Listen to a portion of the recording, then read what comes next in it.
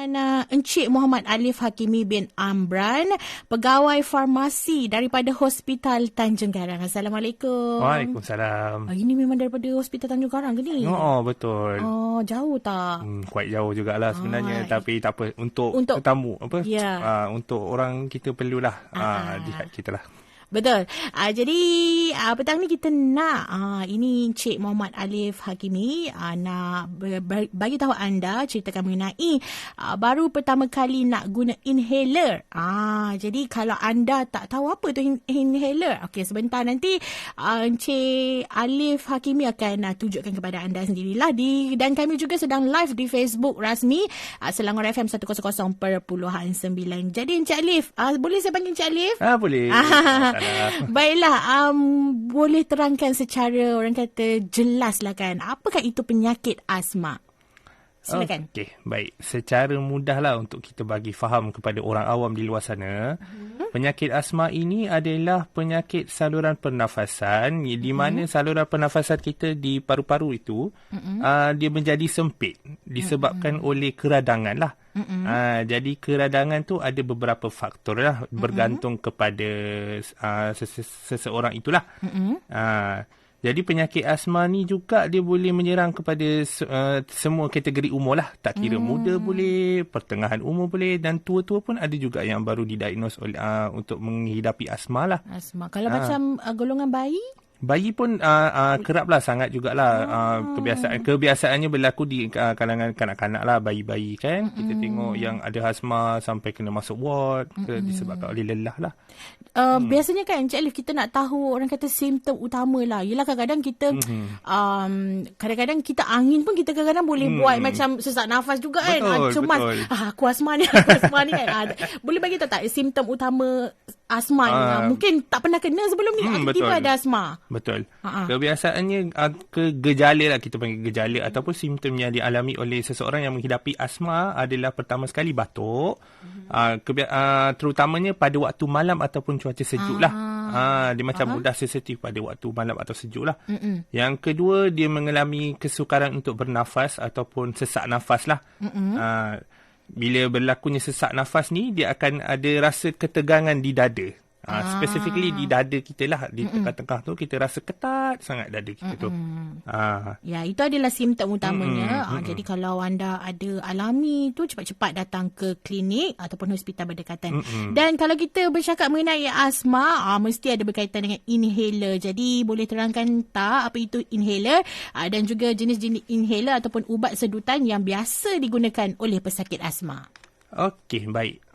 Sebelum kita masuk kepada inhaler, untuk orang yang menghidapi asma ni, dia ada beberapa jenis ubatan jugalah untuk merawatnya. Pertama, yang kebiasaannya kita lihat adalah inhaler, betul, ataupun pump lah, kita sebut pump. Dan yang kedua adalah tablet lah, tablet. Tapi kebiasaannya kebanyakan majoriti pesakit asma adalah akan menggunakan inhaler lah. Okey, jadi di peringkat KKM sendiri, kita ada beberapa jenis inhaler lah. Yang paling utama kita ada, yang pertama adalah MDI ataupun kita panggil metered dose inhaler. Sini saya ada bawa contoh dia. Okey, boleh tengok di Facebook live boleh kami tengok sekarang. Sesiapa yang bersama kami di live pada petang ini boleh tengoklah. Ini adalah contoh MDI. Yang kedua kita ada dry powder inhaler, tapi yang tu saya tak bawa lah pada hari ini. Okay. Dan yang terakhir adalah soft mist inhaler lah ataupun Resmima. Dia macam roket macam tu. Saya biasa tengok yang tu je, sedutan tu yang mana? Yang ni. Ini memang sangat kerap digunakan lah, ataupun kebanyakan pesakit memang majoriti akan ada pump ni kat rumah dia lah. Baik. Itu adalah dari segi kita kata jenis inhaler ataupun jenis alatan inhaler lah. Kita masuk kepada ubat tu sendiri. Dia ada dua jenis lah kita panggil, adalah satu adalah pelega, satu lagi adalah pencegah. Okey, pelega ni dia kita gunakan dia sewaktu terkena serangan asma. Maksudnya tadi kan kita ada gejala kan? Bila berlaku gejala-gejala tersebut, kita gunakan pump yang kita panggil sebagai ubat yang pelega lah. Which is yang inilah pump warna biru. Di mana di dalamnya terkandung satu ubat nama dia salbutamol lah. Dan dia digunakan bila perlu sahajalah. Maksudnya bila kita kena serangan sahajalah. Yang kedua, kita terus kepada ubat pencegah. Ubat pencegah ni dia perlu digunakan secara berkala. Makna kata dia perlu digunakan setiap hari lah. Tapi kena ikut arahan doktor lah. Maksudnya dia ada rawatan susulan bersama doktor. Doktor akan pantau dia punya situasi dia macam mana lah. Dan ubat pencegah ini kebiasaannya dia mengandungi steroid dalam tu lah. Di mana steroid ni dia berfungsi untuk mengawal kita punya penyakit asma tu dalam kadar masa yang panjang. Maksudnya macam tu lah. Ya, itu dia mengenai inhaler. Dan kita nak tahu jugalah kan, apakah kebaikan penggunaan inhaler ni berbanding dengan ubat oral, iaitu ubat melalui mulut. Kebaikan dia memang kita gemar lah dari segi ahli perubatan sangat gemar untuk menggunakan inhaler. Sebabnya kelebihan dia yang pertama, dia inhaler ni di dalam bentuk aerosol ataupun asap lah. So makna kata bila aerosol ataupun asap, bila kita menggunakan inhaler tu, ubat itu akan terus direct masuk ke dalam saluran pernafasan kita. Tadi kan kita kata asma adalah disebabkan oleh saluran pernafasan kita yang sempit. Betul? Jadi bila ubat tu masuk kepada saluran pernafasan secara direct, dia akan memberikan efek kepada saluran pernafasan itu secara terus.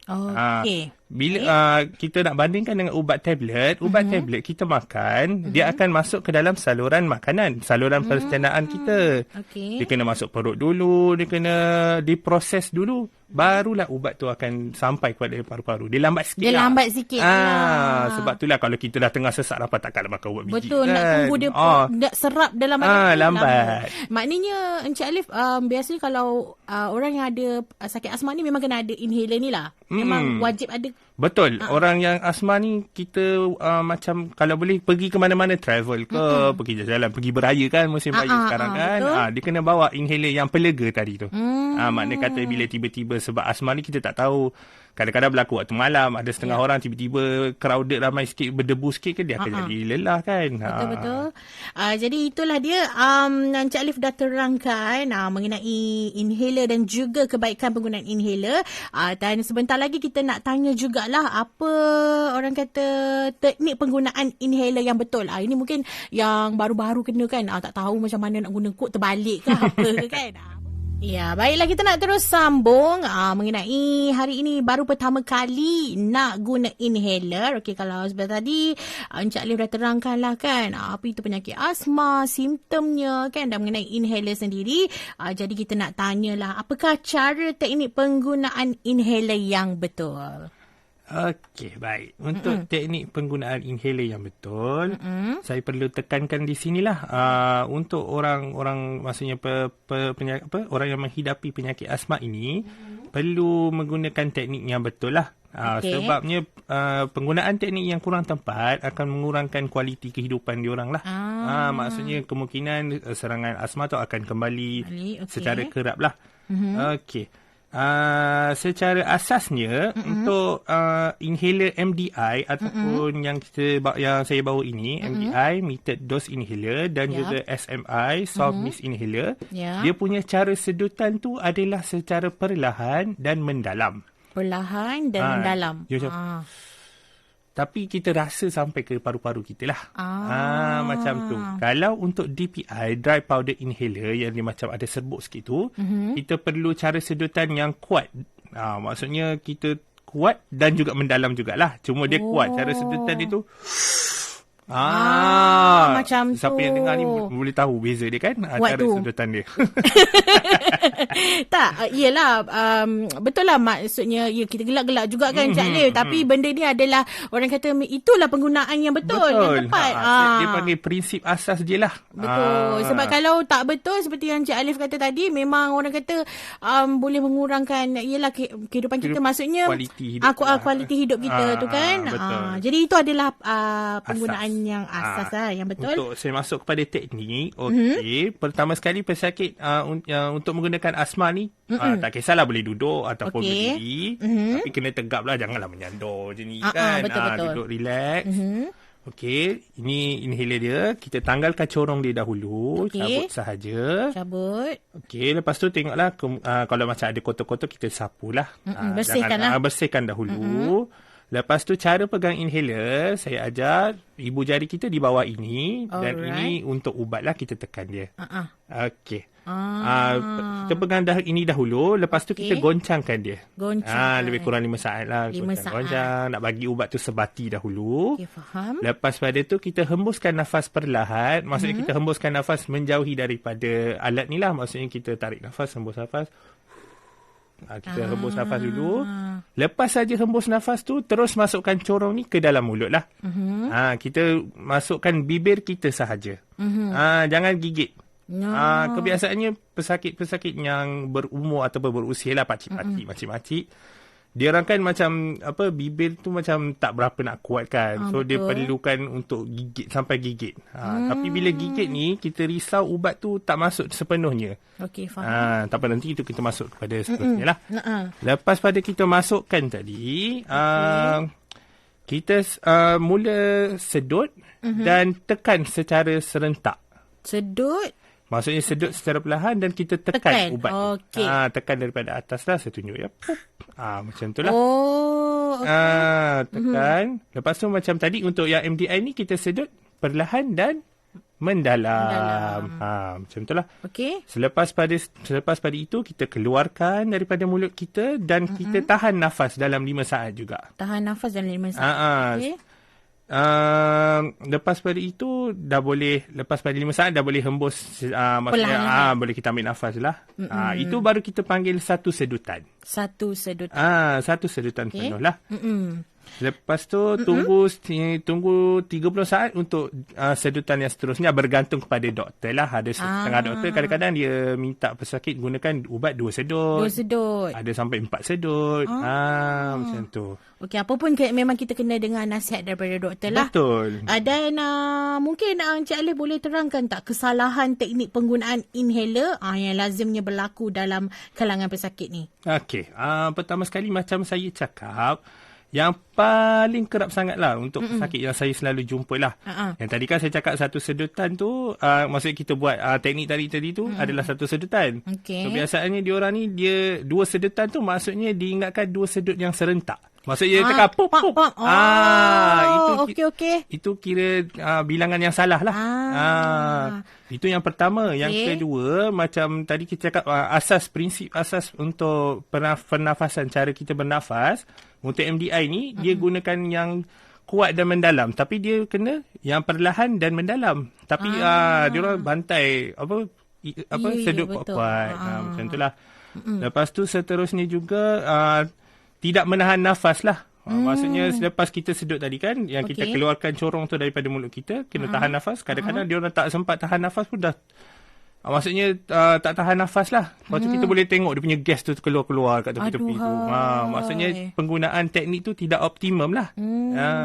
Itu. Tapi biasanya kan Cik Alif, kalau macam untuk yang pesakit yang baru kena ni lah kan, asma ni, doktor akan terangkan kan. Betul. Dan akan tunjukkan macam mana kan. Biasanya pesakit yang baru didiagnose untuk menghidapi asma ni, doktor akan terangkan secara ringkas sajalah. Selepas pada tu, bila ambil ubat di farmasi, kalau di peringkat KKM sendiri, kalau pesakit tu baru menghadapi ataupun baru untuk menggunakan alat tu, memang pegawai farmasi yang bertugas akan memberi kaunseling lah. Secara jelas, lagi detail lah. Dan tapi sebenarnya baguslah kan penerangan petang ni kan. Yelah, kadang-kadang kita tengok orang guna inhaler tu nampak macam senang. Dia nampak senang. Termasuk saya sendiri, memang nak mengaku lah ni kan, Encik Alif. Kadang-kadang tengok macam sedut je macam tu.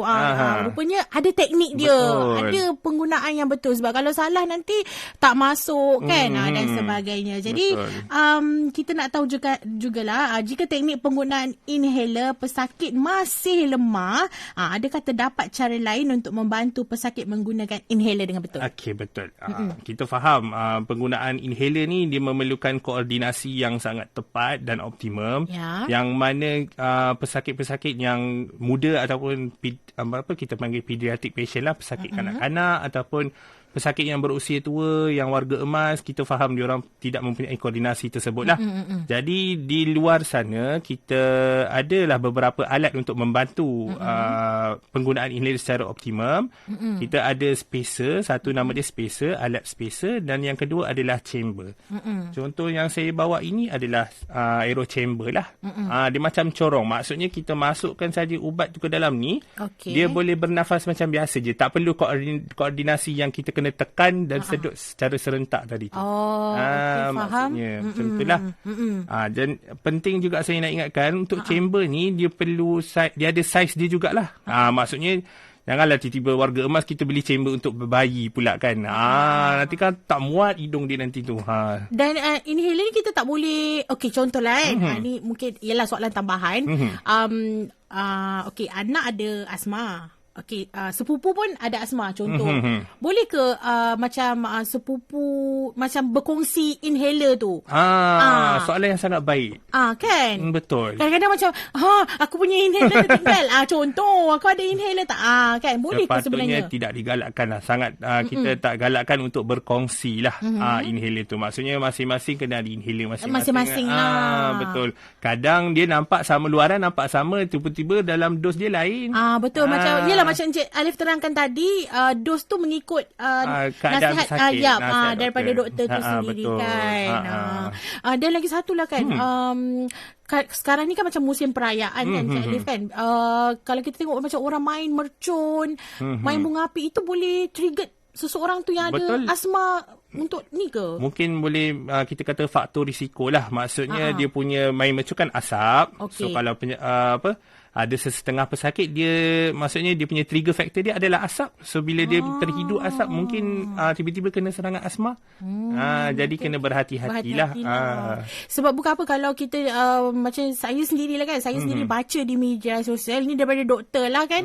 Katanya dominasi di ward sekarang ni pun memang kebanyakannya memang ada sakit berkaitan saluran pernafasan lah. Betul. Seperti asma kan. Betul. Di hospital Tanjung Karang sendiri pun sekarang saya boleh lihat dah dia punya trend. Graf dia tu?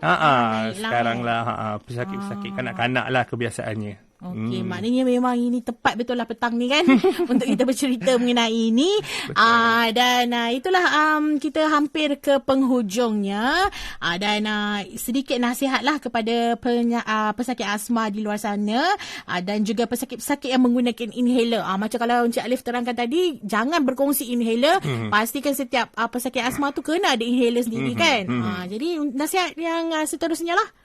Pertama, nasihat saya yang penting adalah mematuhi jadual lah. Maksudnya kalau kita ada tarikh appointment tu, kita patuh ikutlah. Mungkin doktor dia perlu melihat kalau macam dia dah pesakit tu dah macam okey, kita tak perlu dos yang tinggi. Maksudnya kita perlukan koordinasi antara doktor dengan pesakit lah. Maksudnya kita kena patuh jadual tu yang penting. Kalau macam contoh, kalau kita dah kita dah didiagnose sakit asma kan, boleh baik tak Encik Ali? Maksudnya memang selama-lamanya ke kita kena pakai inhaler ni? Dia bergantung lah. Tapi secara umumnya biasanya kena pakai seumur hidup lah.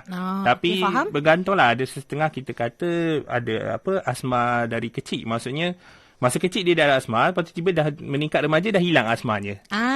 Ada setengah pesakit macam tu. Ada kadang-kadang tiba-tiba kecil-kecil dulu tak ada pun asma. Tiba-tiba dah tua bangka ada pula asma. Ada pula kan. Okey, faham?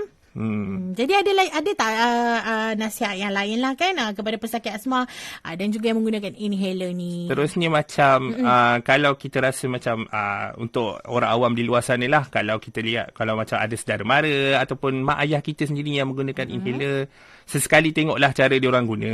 Kalau macam kita rasa tak betul ni, boleh je bawa mak ayah kita ataupun adik-adik kita ke anak-anak kita ke, bawa saja pergi kepada kaunter farmasi untuk mendapatkan tips counselling lah. Maksudnya bila dia tunjuk tu, maksudnya pegawai farmasi tahu kat mana kita perlu perbetulkan. Macam tu lah. Itu dia penerangan yang sangat jelas hari ni. Terima kasih banyak-banyak saya ucapkan kepada Encik Muhammad Alif Hakimi Amran, pegawai farmasi daripada Hospital Tanjung Karang, hari ini menerangkan mengenai baru pertama kali ke nak guna inhaler ni.